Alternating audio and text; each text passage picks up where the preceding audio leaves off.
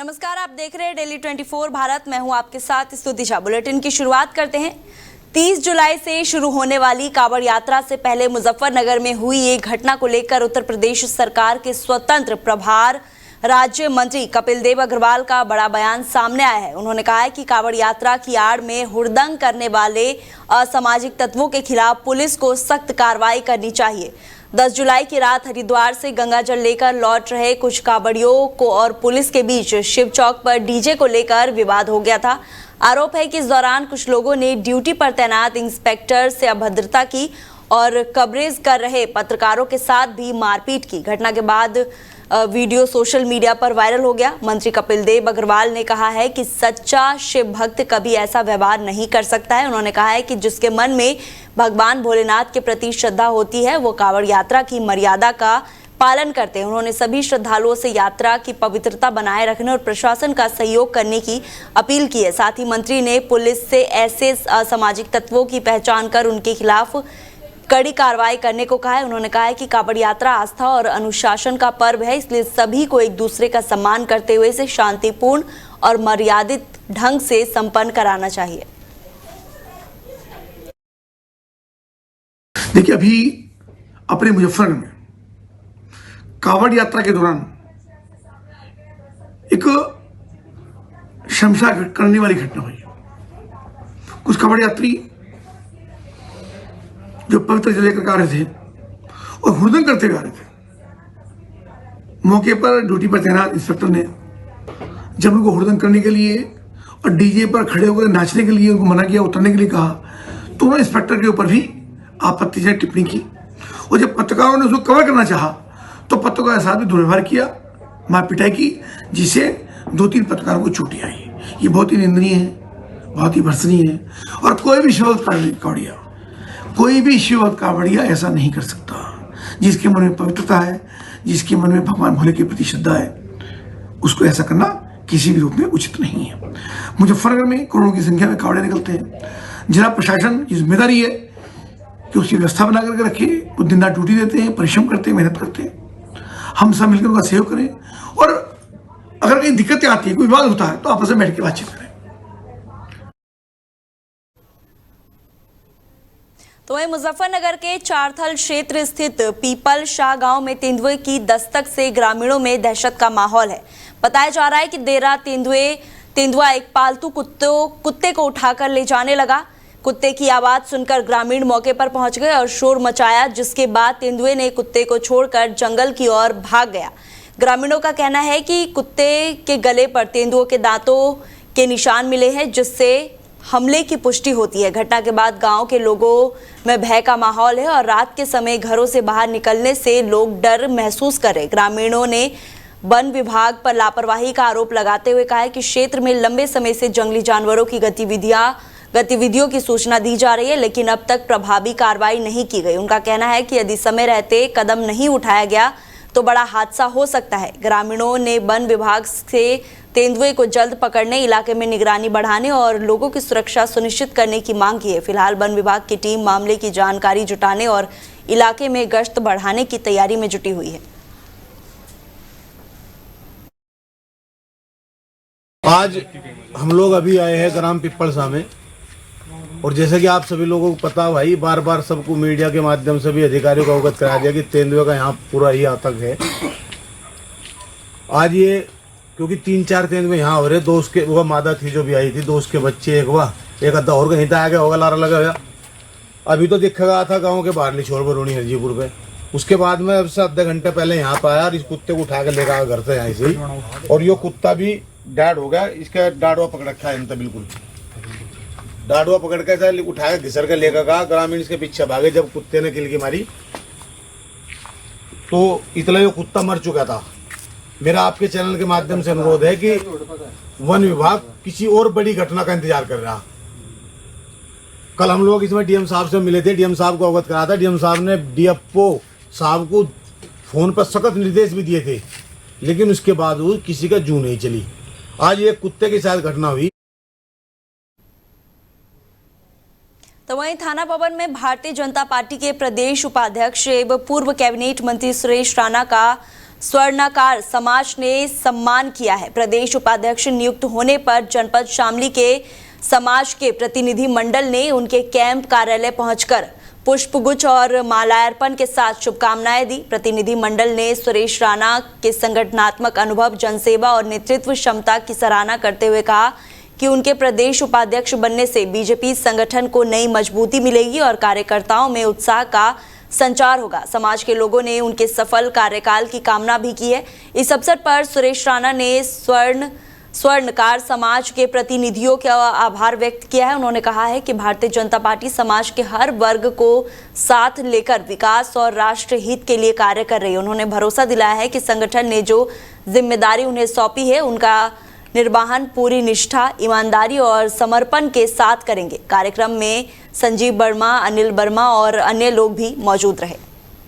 तो वही थाना भवन क्षेत्र से गुजर रहे निर्माणाधीन Delhi Dehradun economic corridor expressway पर बारिश के बाद हुए नुकसान निर्माण गुणवत्ता को लेकर नए सवाल खड़े कर दिया। हाल ही में हुई बारिश से कई स्थलों पर सड़क के किनारों की मिट्टी बह गई है, जिससे गहरे कटाव और आधार संरचना प्रभावित होने की स्थिति सामने आई है। निर्माण एजेंसी ने बारिश रुकने के बाद जेसीबी और अन्य मशीनों की मदद से प्रभावित हिस्सों में मिट्टी भरकर मरम्मत का कार्य कराया है। हालांकि स्थानीय लोगों का दावा है कि सड़क के नीचे कई स्थानों पर अभी भी खोखलापन महसूस हो रहा है। उनका कहना है कि केवल मिट्टी डालकर की गई मरम्मत स्थायी समाधान नहीं है। क्षेत्रवासियों को आशंका है कि यदि सड़क की नींव की तकनीकी जांच नहीं कराई गई तो भविष्य में भारी वाहनों का आवागमन के दौरान सड़क धंस सकती है, जिससे बड़ा हादसा होने का खतरा बना रहेगा। स्थानीय लोगों ने राष्ट्रीय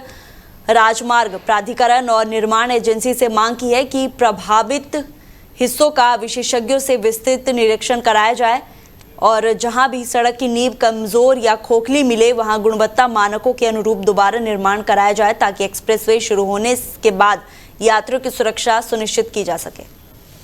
तो वहीं मुजफ्फरनगर में कांवड़ यात्रा के दौरान पुलिस और पत्रकारों के साथ हुई अभद्रता के मामले में उत्तर प्रदेश सरकार के कैबिनेट मंत्री अनिल कुमार ने सख्त रूप अपनाया है। मंत्री ने वरिष्ठ पुलिस अधीक्षक को पत्र लिखकर पूरे मामले की निष्पक्ष जांच कराने और दोषियों के खिलाफ कठोर कानूनी कार्रवाई सुनिश्चित कराने के निर्देश दिए हैं। मंत्री ने कहा है कि लोकतंत्र के स्तंभों का सम्मान सर्वोपरि है और पुलिसकर्मियों और पत्रकारों के साथ किसी भी प्रकार की अभद्रता स्वीकार नहीं की जा सकती है। उन्होंने स्पष्ट किया है कि कानून व्यवस्था से खिलवाड़ करने वालों के खिलाफ बिना किसी भेदभाव के कार्रवाई होनी चाहिए। गौरतलब है कि हाल ही में कांवड़ यात्रा के दौरान कुछ कांवड़ियों और पुलिस के बीच विवाद हो गया था। इस दौरान एक युवक ने ड्यूटी पर तैनात इंस्पेक्टर को 5 मिनट में वर्दी उतरवाने की धमकी दी। वही घटना की कवरेज कर रही पत्रकारों के साथ मारपीट और अभद्रता की गई थी। कैबिनेट मंत्री ने सभी कांवड़ यात्रियों से प्रशासन की गाइडलाइंस का पालन करने और शांति अनुशासन बनाए रखने की अपील की। उन्होंने कहा कि कांवड़ यात्रा आस्था का पर्व है और इसकी गरिमा बनाए रखना सभी श्रद्धालुओं की जिम्मेदारी है।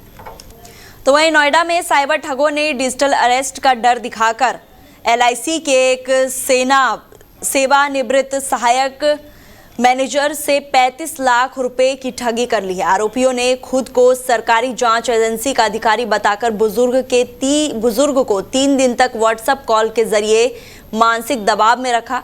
ठगों ने गिरफ्तारी और कानूनी कार्रवाई का भय दिखाते हुए पीड़ित को अलग अलग बैंक खातों में 35 लाख रुपए ट्रांसफर करवाने के लिए कहा और ठगी का एहसास होने पर पीड़ित ने साइबर क्राइम थाने में शिकायत दर्ज कराई। शिकायत मिलने के बाद साइबर क्राइम थाना पुलिस ने अज्ञात आरोपियों के खिलाफ मामला दर्ज कर जांच शुरू कर दी। पुलिस उन बैंक खातों और मोबाइल नंबरों की जांच कर रही है जिसका इस्तेमाल इस साइबर अपराध में किया गया था। साथ ही संबंधी बैंकों के सहयोग से ट्रांसफर की गई धनराशि को ट्रेस करने का प्रयास किया जा रहा है। पुलिस ने लोगों से अपील की है कि वो किसी भी अनजान व्यक्ति के कहने पर धनराशि ट्रांसफर ना करे। यदि कोई भी खुद को पुलिस, CBI या फिर ED या किसी अन्य सरकारी एजेंसी का अधिकारी बताकर डिजिटल अरेस्ट या गिरफ्तारी की धमकी देता है तो तुरंत स्थानीय पुलिस या साइबर हेल्पलाइन पर संपर्क करें। तो वहीं गौतम बुद्ध नगर पुलिस ने उत्तर प्रदेश पुलिस के विशेष अभियान के तहत साइबर अपराध के खिलाफ बड़ी कार्रवाई करते हुए 8 फर्जी कॉल सेंटरों का भांडाफोड़ किया है। अभियान के दौरान 700 से अधिक लोगों का सत्यापन और पूछताछ की गई है। पुलिस ने साइबर ठगी में इस्तेमाल होने वाले म्यूल बैंकों खातों की खरीद फरोख्त करने वालों गिरोह पर भी शिकंजा कसते हुए 49 आरोपियों के खिलाफ कानूनी कार्रवाई की है। छापेमारी के दौरान 67 मोबाइल फोन, 19 लैपटॉप और 76 सिम कार्ड और 81 डेबिट कार्ड और क्रेडिट कार्ड भी और 5 लाख रुपए से अधिक नकदी बरामद हुए। प्रारंभिक जांच में सामने आया कि गिरफ्तार आरोपियों का संबंध 60 करोड़ रुपए से अधिक की साइबर वित्तीय धोखाधड़ी से हो सकता है। पुलिस ने एक नाइजीरियाई नागरिक को भी गिरफ्तार किया है, जिसके कब्जे से मिले डिजिटल साक्ष्यों का संबंध राष्ट्रीय साइबर अपराध रिपोर्टिंग पोर्टल पर दर्ज कई साइबर ठगी के मामलों से जुड़ा पाया गया है। पुलिस का कहना है कि बरामद इलेक्ट्रॉनिक उपकरणों और फॉरेंसिक जांच की जा रही है। जांच के आधार पर पूरे साइबर नेटवर्क, उसके सरगनाओं और अन्य सहयोगियों की पहचान कर आगे की कार्रवाई की जाएगी। तो वहीं बुलंदशहर अहमदगढ़ थाना क्षेत्र के हजरतपुर गांव में एक महिला ने फांसी लगाकर आत्महत्या कर ली। महिला के इस कदम की जानकारी मिलते ही परिजनों में कोहराम मच गया। घटना के बाद परिवार और ग्रामीणों में शोक का माहौल है। मामले की सूचना मिलने पर अहमदगढ़ थाना प्रभारी भारी पुलिस बल के साथ मौके पर पहुंचे। पुलिस ने घटनास्थल का निरीक्षण किया और महिला के शव को कब्जे में लेकर पोस्टमार्टम के लिए भेज दिया। अहमदगढ़ थाना पुलिस ने घटना की जांच शुरू कर दी। पुलिस महिला की मौत के कारणों का पता लगाने में जुटी हुई है। इसके लिए परिजनों से पूछताछ भी की जा रही है और घटना से जुड़े सभी पहलुओं की जांच की जा रही है। अभी तक महिला द्वारा आत्महत्या किए जाने की वजह सामने नहीं आई है। पुलिस अधिकारियों का कहना है कि पोस्टमार्टम रिपोर्ट और जांच के बाद ही मौत के वास्तविक कारणों की पुष्टि हो सकेगी। फिलहाल अहमदगढ़ थाना पुलिस पूरे मामले की बारीकी से जांच पड़ताल कर रही है। जांच सामने आने की वाले तथ्यों के आधार पर आगे की कार्रवाई की जाएगी।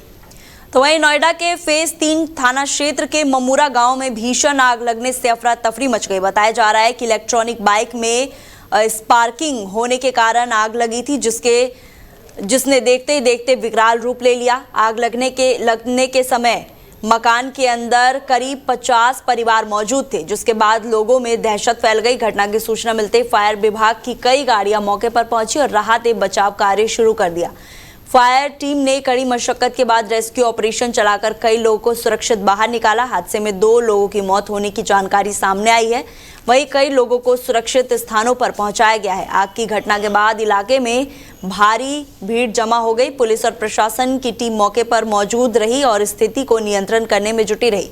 फिलहाल आग लगने के कारणों की जांच की जा रही है और अधिकारियों का कहना है कि घटना से जुड़े सभी पहलुओं की जांच कर आगे की कार्रवाई की जाएगी। राहत और बचाव अभियान के बाद नुकसान का आकलन भी किया जा रहा है। तो वहीं मुजफ्फरनगर बुढ़ाना तहसील क्षेत्र में चिकित्सा विभाग ने कथित फर्जी अस्पताल के खिलाफ बड़ी कार्रवाई की है।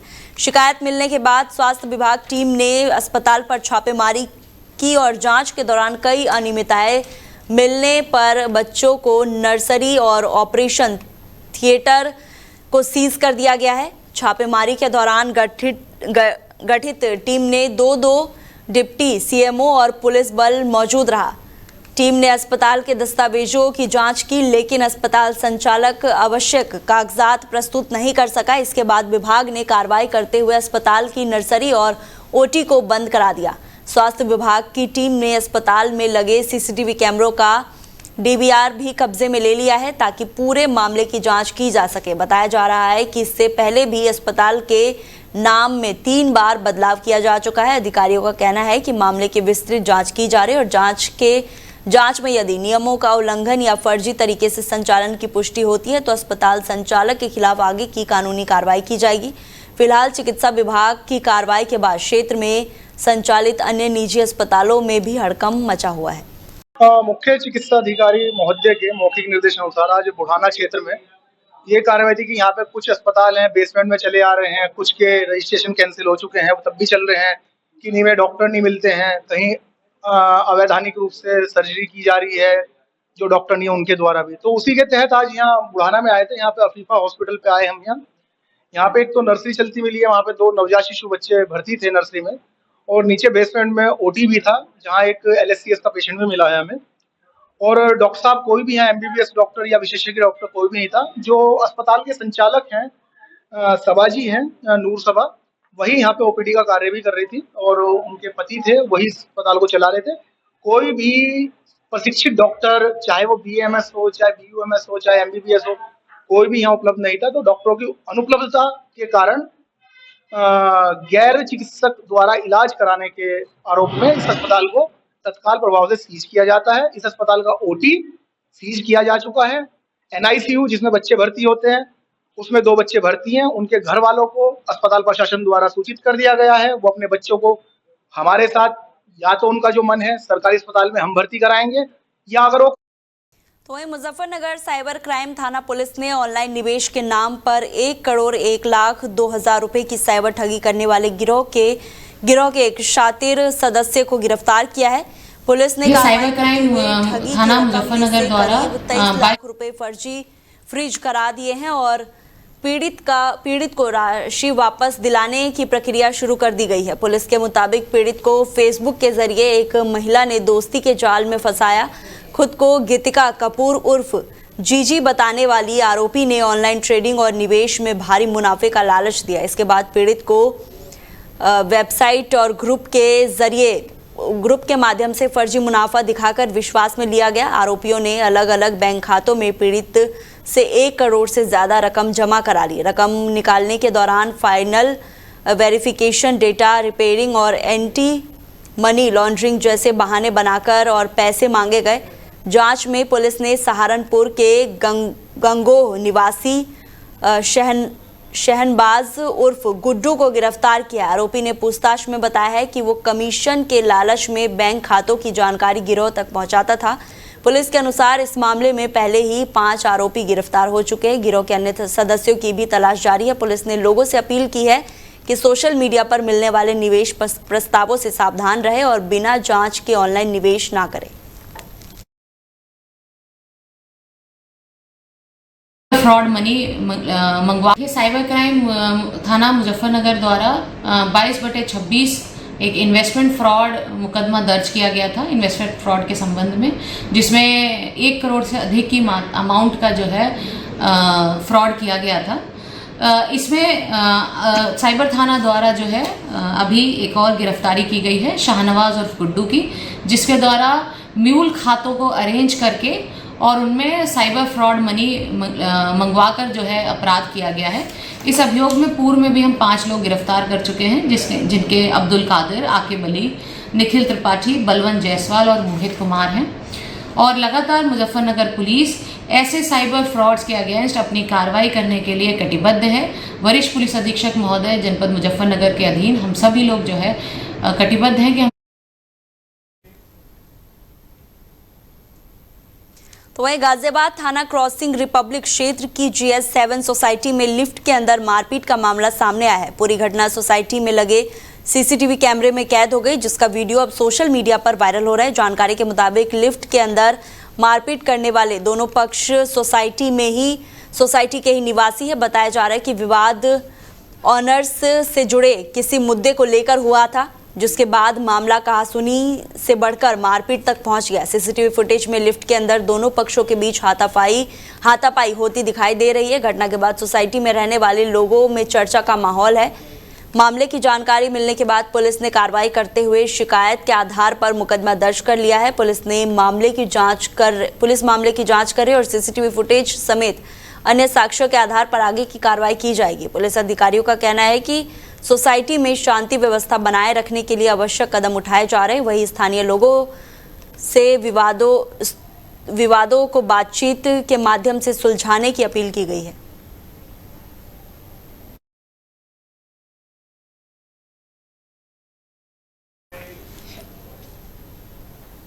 तो फिलहाल बुलेटिन में इतना ही। आप देखते रहिए डेली 24 भारत। नमस्कार।